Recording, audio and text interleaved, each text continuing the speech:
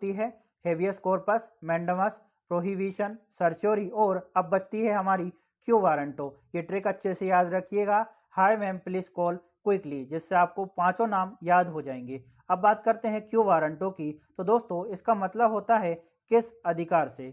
यह रिट अदालत के जरिए एक सवाल उठाती है, तुम किस अधिकार से इस सरकारी पद पर बैठे हो। क्यू वारंटो को हम एक एग्जाम्पल से समझते हैं। मान लीजिए आप टीवी देख रहे हैं, टीवी पर न्यूज आती है नगर निगम का नया कमिश्नर बना राहुल चौधरी। तो आपके मन में आएगा कि राहुल चौधरी तो प्रॉपर्टी डीलर था, ये कैसे हो सकता है। और नगर निगम जो है वह एक पब्लिक बॉडी है, यहाँ पर अगर कोई भी अपॉइंटमेंट होगी तो उसके लिए वैकेंसी निकाली जाएगी, इंटरव्यू होगा या फिर कोई ना कोई क्वालिफिकेशन होगी। लेकिन ये वाला जो बंदा है राहुल चौधरी, यह प्रॉपर्टी डीलर था, यह कैसे नियुक्त हो सकता है। आपका दिमाग ठनका और आपको समझ आया कि यहाँ पर आर्टिकल 14 और 16 जो कि मेरे मौलिक अधिकार हैं उनका उल्लंघन हुआ है। 14 समानता की बात करता है, 16 सरकारी नौकरियों में अवसर की समानता की बात करता है। तो आपको गुस्सा आया और आपने क्यू वारंटो जो रिट है उसकी पिटीशन डाली सुप्रीम कोर्ट में। सुप्रीम कोर्ट ने एग्जामिन किया, ठीक है, अच्छे से, और उस विभाग से पूछा कि भैया तुमने राहुल चौधरी नामक व्यक्ति को किस अधिकार से यहाँ पर नियुक्त किया है। यदि संबंधित विभाग सही ढंग से आंसर नहीं देता, ठोस सबूत प्रस्तुत नहीं करता, तो सुप्रीम कोर्ट इस नियुक्ति को इलीगल घोषित कर देगा और ये जो राहुल चौधरी है उसका अपॉइंटमेंट कैंसिल कर देगा। तो आपको यहाँ पर समझ आ गया होगा क्यू वारंटो क्या होता है।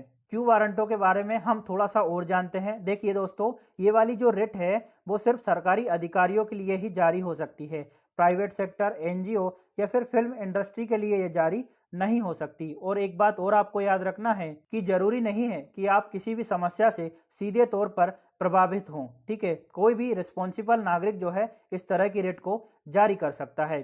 अब हमने पूरी पांचों रिट को अच्छे से पढ़ लिया, पांचों रिट हमारी कवर हो गई और उनके नाम जो हमें समस्या देते थे, हम भूल जाते थे, वो भी आपको याद हो गए होंगे। अब बात करते हैं अनुच्छेद 32 और 226 के अंतर के बारे में, क्योंकि दोनों का संबंध आपके रिट से है, ठीक है। तो देखिए दोस्तों, अगर मौलिक अधिकारों का उल्लंघन होता है तो आप आर्टिकल 32 के तहत सीधे सुप्रीम कोर्ट जा सकते हैं और रिट पिटीशन दाखिल कर सकते हैं। लेकिन अगर मौलिक अधिकारों का उल्लंघन नहीं हुआ है, आपका कोई कानूनी अधिकार या फिर संवैधानिक अधिकार प्रभावित हुआ है, तो आप आर्टिकल 226 के तहत हाई कोर्ट जा सकते हैं। सुप्रीम कोर्ट आर्टिकल 32 के तहत सिर्फ मौलिक अधिकारों के लिए रिट को सुनता है, जबकि हाई कोर्ट आर्टिकल 226 के तहत मौलिक अधिकार और आपके लीगल अधिकार दोनों के लिए रिट को सुनता है। हाई कोर्ट की जो पावर है वो यहाँ पर ज्यादा फ्लेक्सिबल दिखाई गई है। इसी के साथ कुछ और भी फैक्ट हैं।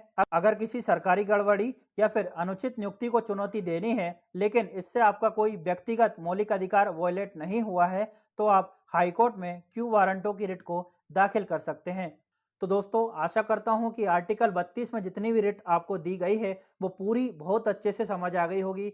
सारे एग्जाम्पल को हमने हमारे व्यवहारिक जीवन से जोड़कर कवर किया है। यदि वीडियो आपको अच्छी लगे तो लाइक, शेयर और सब्सक्राइब जरूर करिएगा। साथ ही कमेंट करके जरूर बताएं कि आपको वीडियो कैसी लगी है। Thank you.